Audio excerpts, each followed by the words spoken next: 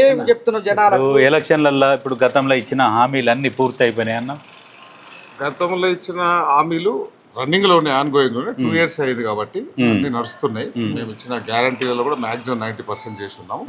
So ఆ రెండు కూడా 2500 స్కీమ్ కానీ, ఇంకా తులం బంగారం కానీ, ఆ పెన్షన్ స్కీమ్ కానీ అవన్నీ మేము ఎందుకు వేయలేకపోతున్నాము, రాష్ట్ర పరిస్థితి నాకు చెప్తున్నాం. మిగతా అన్ని చేసినామని చెప్తున్నాం.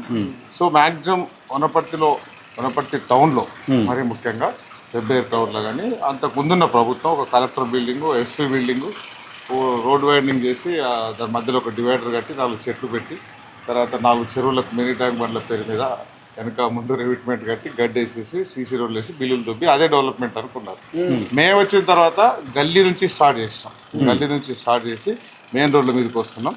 వనపర్తి ప్రజలకు ఏం కావాలి ఆ గల్లీలో అది రాసుకుని వాళ్ళకి కావాల్సిన పనులు చేస్తున్నాం. ఆల్రెడీ 54 కోట్లతో సీసీ రోడ్లు డ్రైన్ చేసినాం. మళ్ళీ ఒక 24 కోట్లు మొన్ననే టెండర్ అయింది. మళ్ళీ ఒక 50 కోట్లు సీఎం గారు జీవో ఇచ్చారు.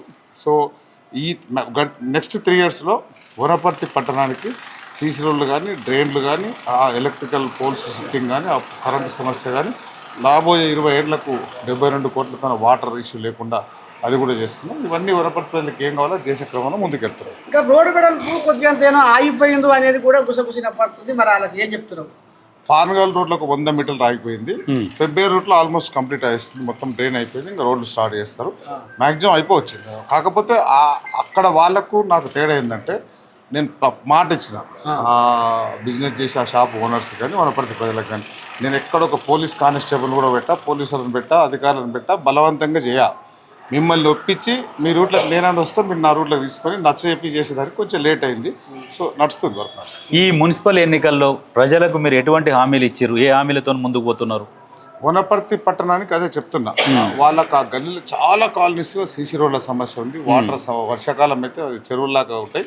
అవన్నీ ఆ డ్రైన్లు కానీ మొత్తం వనపర్తి ముఖ చిత్రం, వనపర్తి ప్లాన్ తీసుకొని బేసికల్లీ ఎక్కడ గ్రావిటీ ఉంది, ఎక్కడ డౌన్ ఉంది, ఎక్కడ హైట్ ఉంది, ఏ వాటర్ ఎక్కడ పోతుంది, మొత్తం పక్కా ప్రణాళిక చేసుకున్నాం. నేను బేసికల్లీ కాంట్రాక్టర్ కాబట్టి నాకు కొంచెం ఐడియా ఉంది.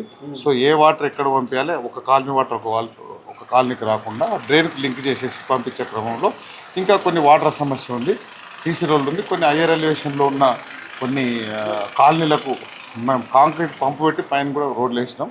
వనపర్తి ప్రజలు చాలా హ్యాపీగా ఉన్నారు.